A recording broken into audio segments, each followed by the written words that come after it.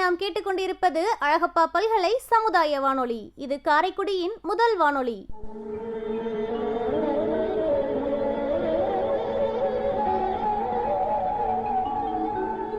கோடி கொடுத்த கொடைஞன் குடியிருந்த வீடும் கொடுத்த விழுச்செல்வன்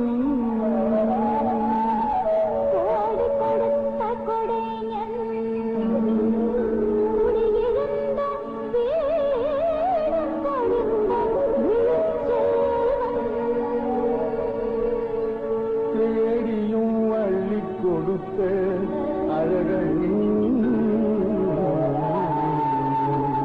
அறிவூட்டும் வெள்ளி விளக்கே விளக்கு.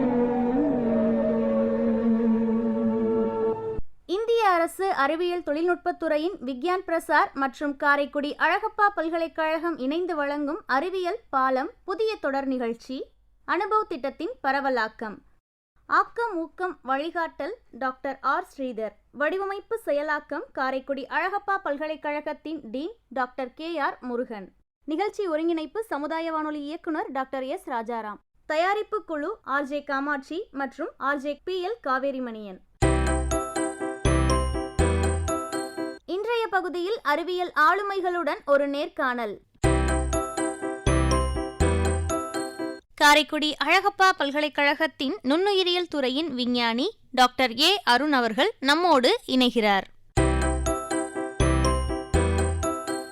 அனுபவம் நிகழ்ச்சியில் ஆன்றோர்களுக்கான அறிவியல் பாலம் தொடரில் உங்களை சந்திப்பதில் நாங்கள் பெரும் மகிழ்வடைகின்றோம். உங்களை பத்தி நம்ம அழகப்பா பல்கலை சமுதாய வானொலி நேயர்களிடம் பகிர்ந்துக்கோங்க. அனைவருக்கும் வணக்கம். நான் பேராசிரியர் அருண், அழகப்பா பல்கலைக்கழகம் நுண்ணுயிரியல் துறையிலிருந்து வருகின்றேன். இந்திய அரசு அறிவியல் தொழில்நுட்பத்துறையின் விக்யான் பிரசாத் மற்றும் காரைக்குடி அழகப்பா பல்கலைக்கழகம் இணைந்து வழங்கும் அனுபவ நிகழ்ச்சியில் கலந்து கொள்வதில் மகிழ்ச்சி அடைகின்றேன். பல ஆண்டுகளாக இந்த துறையில நீங்க நிறைய ஆய்வுகளை செஞ்சிருப்பீங்க. உங்களுடைய பார்வையில மனிதனுக்கும் நுண்ணுயிரிகளுக்கும் உள்ள தொடர்பு எப்படி இருக்கு? நம்மளுக்கு எல்லாருக்கும் தெரியும், மனிதன் பல நல்ல மற்றும் தீய நுண்ணுயிர்களால் சூழப்பட்டிருக்கிறான் என்று.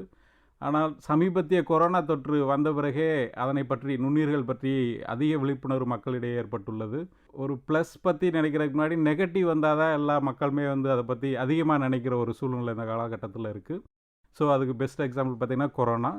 நம்மளோட பூமியின் பரிணாமம் மற்றும் வாழக்கூடிய தன்மையை பார்த்திங்கன்னா நம்மளோட மைக்ரோப்ஸ், அதாவது நுண்ணுயிர்கள் தான் தொடங்கியது என்று சொல்கிறார்கள் ஆராய்ச்சியாளர்கள்.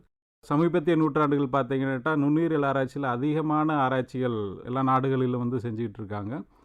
சுமார் 2.8 பில்லியன் ஆண்டுகளுக்கு பிறகு நம்மளுடைய பூமியானது கடைசி மூச்சை விடும் என்றும், அதற்காக சூரியன் பூமியை எரித்து சிவப்பு ராட்சசமாக பூமியை மாற்றும் என்றும், அதில் முக்கியமாக அதன் பிறகு 1 பில்லியன் ஆண்டுகளுக்கு ஒரே உயிரணுக்கள், அதாவது நுண்ணுயிர்கள் மட்டுமே வாழும் என்று ஆராய்ச்சியாளர்கள் தெரிவித்திருக்கிறார்கள். நம்மளோட என்வாயர்மெண்ட், அதாவது உயிர்கோளத்தில் பார்த்தீங்கன்னா it is surrounded by micro organisms.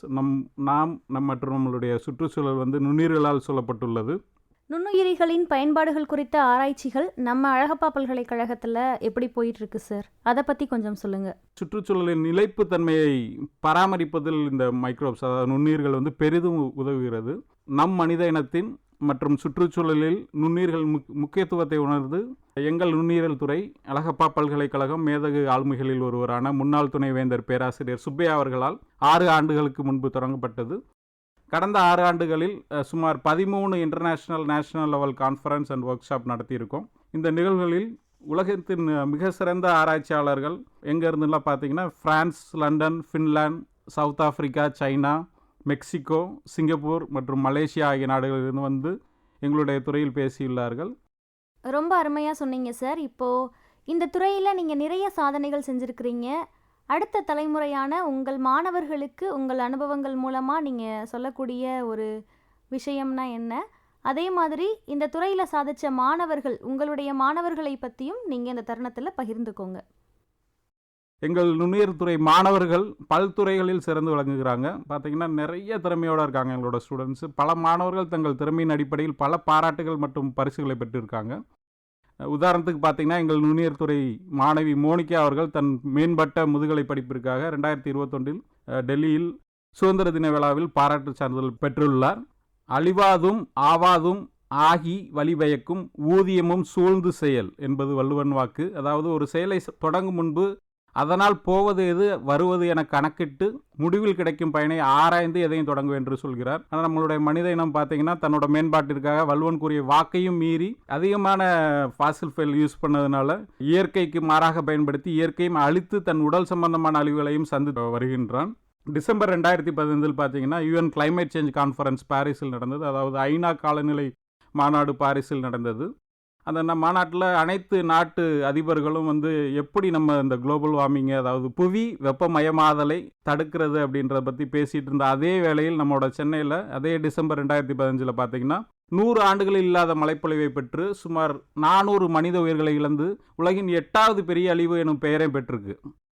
So இந்த மேற்கூறிய காரணங்களின் அடிப்படையில் எங்கள் நுண்ணுயிரித்துறை, அதாவது மைக்ரோபாலஜி டிபார்ட்மெண்ட்டில் energy, environment and human health, அதாவது ஆற்றல் சார்ந்த, சுற்றுச்சூழல் சார்ந்த மற்றும் மனித ஆரோக்கியம் தொடர்பான ஆராய்ச்சிகளை செய்து வருகிறோம். கடந்த 6 ஆண்டுகளில் 100க்கும் மேற்பட்ட ஆராய்ச்சி கட்டுரைகளை நாங்கள் வெளியிட்டிருக்கோம். இந்த மேற்கூறிய ஆராய்ச்சிகளுக்காக சுமார் 181 லட்சம் இந்திய அரசிடமிருந்து பெற்றுள்ளோம். மேலும் சவுத் ஆப்பிரிக்கா மற்றும் சைனா நாட்டில் மிகப்பெரிய பல்கலைக்கழகங்களுடன் ஆராய்ச்சி சம்பந்தமான புரிந்துணர்வு, அதாவது MOU போட்டிருக்கோம். நீங்கள் சொல்கிற மாதிரி நம்மளை சுற்றி உள்ள சுற்றுச்சூழலில் எல்லா இடத்துலையுமே நுண்ணுயிரிகள் அதிகமாக இருக்கிறனால தான் நிறைய நமக்கு நல்லதும் நடக்குது, கெட்டதும் நடக்குது. இதெல்லாம் நம்ம குறைக்கணும்னா நுண்ணுயிரியல் துறையில் என்ன பண்ணால் சரியாகும்? அதற்கான தீர்வு ஏதாவது உங்களுடைய ஆராய்ச்சியில் இருந்ததுன்னா பகிர்ந்துக்கோங்க சார். மனிதரோட பிளாஸ்டிக் பயன்பாட்டால் பார்த்திங்கன்னா நம்மளோட சுற்றுச்சூழல் மிகப்பெரிய பாதிப்பை அடைந்துள்ளது. இந்த மட்காத பிளாஸ்டிக் ஒரு என்வாயர்மெண்ட்டில் டிஸ்போஸ் பண்ணுறப்போ டீக்ரேட் ஆவதற்கு சுமார் 100 வருடம் ஆகும். மேலும் இந்த பிளாஸ்டிக்கை தயாரிப்பதற்கு சுமார் 270 மில்லியன் மெட்ரிக் டன் ஃபாசில் ஃபியல் ஒவ்வொரு ஆண்டும் நம்ம பயன்படுத்திக்கிட்டு இருக்கோம். அதனால் மிகப்பெரிய ஒரு சுற்றுச்சூழல் பாதிப்பு மற்றும் மனித ஆரோக்கிய பாதிப்புகளை நம்ம டே டு டே லைஃப்பில் நம்ம பார்த்துக்கிட்டு இருக்கோம். ஸோ அதன் முக்கியத்துவத்தை உணர்ந்து எங்கள் துறையில் மட்கக்கூடிய பிளாஸ்டிக் தயாரிப்புக்கான ஒரு மையம் நமது தமிழக அரசின் உதவியோடு தொடங்க ஆயத்த பணிகளை நாங்கள் தொடங்கியிருக்கோம். அது போக பார்த்திங்கன்னா இதை கருத்தில் கொண்டு மட்கக்கூடிய பிளாஸ்டிக் சம்பந்தமான ஆராய்ச்சியில் நமது மனிதவள மேம்பாட்டு அமைச்சகம், அதாவது MHRD கீழே ஸ்பார்க் ப்ராஜெக்ட் எனும் கல்வி மற்றும் ஆராய்ச்சி ஒத்துழைப்பின் அடிப்படையில் சுமார் 56 லட்சம் பெற்று அதன் மூலம் நான் மற்றும் எனது ஆராய்ச்சி மாணவர்கள் சீனாவில் டியான்ஜின் யூனிவர்சிட்டியில் தங்கி ஆராய்ச்சி செய்துள்ளோம். இதன் மூலம் சுமார் 17 ஆராய்ச்சி கட்டுரைகளை வெளியிட்டுள்ளோம்.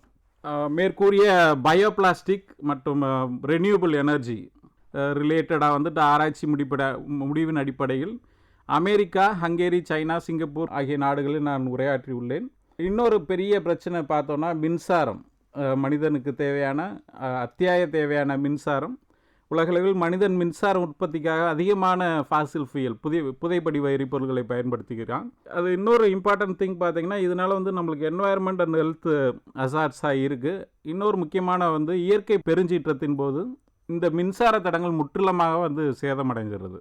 ஸோ இதனை கருத்தில் கொண்டு மேற்கூறிய இயற்கை பெருஞ்சீற்றத்தினால் தடைபடாத மின்சாரத்தை பெறுவதற்காக ஒவ்வொரு வீட்டில் உள்ள செப்டிக் டேங்க், அதாவது கழிவு நீரிலிருந்து மிக குறைந்த செலவில் மின்சாரம் தயாரிக்கும் ஆராய்ச்சிகளையும் எங்களோட துறையில் நாங்கள் செஞ்சுக்கிட்டு இருக்கோம். இந்த ஆராய்ச்சி முடிவானது மிக சொற்ப செலவில் சுமார் 1000 லிட்டர் செப்டிக் டேங்க் வேஸ்ட் வாட்டர்லேருந்துட்டு 4 to 8 வாட் LED பல்பை சுமார் 4 to 8 மணி நேரம் நம்மளால் எரிய வைக்க முடியும் என்று எங்களுக்கு தெரிந்துள்ளது. இதனை நடைமுறைப்படுத்த மேற்கூறிய ஆராய்ச்சிகளும் செய்து வருகிறோம். அதுபோக ரெனியூபிள் எனர்ஜி லைக் பயோஹைட்ரஜன், பயோடீசல் ஆகிய தயாரிப்பு முறைகளிலும் நாங்கள் ஆராய்ச்சி செய்து வருகிறோம். மேலும் எங்கள் துறையில் விவசாயம் மற்றும் மருத்துவம் சார்ந்த நுண்ணுயிர்கள் ஆராய்ச்சிகளும் செய்து வருகிறோம். அதாவது agricultural microbiology and medical microbiology சம்பந்தமான ஆராய்ச்சிகளும் செய்து வருகிறோம். இதில் முக்கியமாக தாவர நோய் கிருமிகள் கட்டுப்படுத்தும் ஆராய்ச்சிகளும் எங்கள் துறையில் நடைபெற்று வருகிறது. எங்களுடைய ஆராய்ச்சி முடிவுகளின் அடிப்படையில் அதன் வெளிப்பாடாக ரெனியூபிள் எனர்ஜி ப்ரொடக்ஷன், அதாவது புதுப்பிக்கத்தக்க ஆற்றல் தயாரித்தல், பரவலாக்கப்பட்ட கழிவுநீர் சுத்திகரிப்பு, அதன் மூலம் ஆற்றல் பெறுதல், தொலைதூர பகுதிகளில் மின் உற்பத்தி செய்வது, குறைந்த கார்பன் வழித்தடம் லோ கார்பன் ஃபுட் அமைப்புகளுக்கான செயல்பாடுகள், பயோடிகிரேடபிள் பிளாஸ்டிக் ப்ரொடக்ஷன், அதாவது மக்கக்கூடிய பிளாஸ்டிக் தயாரிப்பு, விவசாயம் சார்ந்த மற்றும் மருத்துவம் சார்ந்த நுண்ணுயிர்கள் மேம்பாட்டிற்காகவும் பயன்படுவதாய் உள்ளது.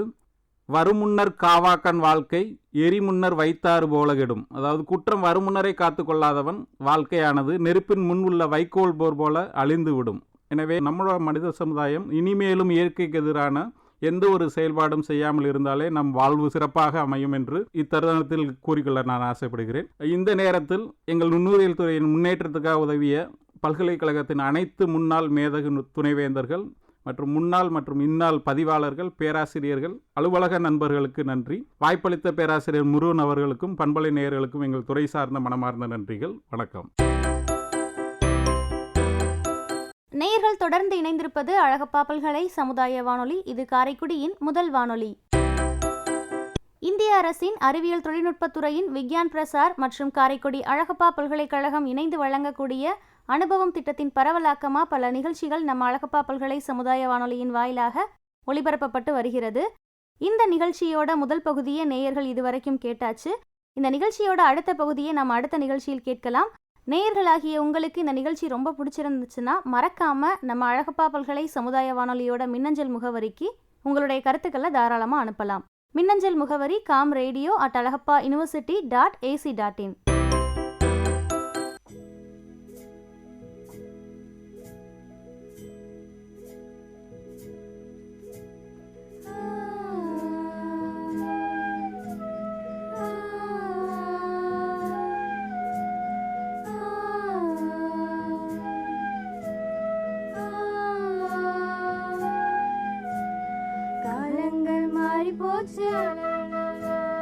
நம்ம இது கூடியாச்சு, காலங்கள் மாறி போச்சு, நம்ம இது கூடியாச்சு, நம் அனுபவங்களை பகிரவே,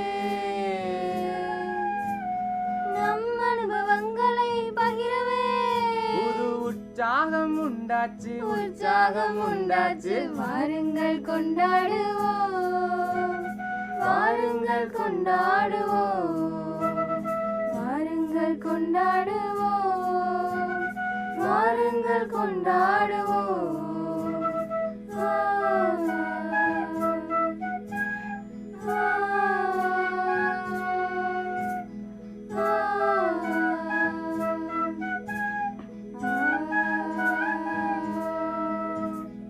எங்கள் அனுபவங்கள் உங்கள் பொக்கிஷங்களாச்சு. எங்கள் அனுபவங்கள் உங்கள் பொக்கிஷங்களாச்சு.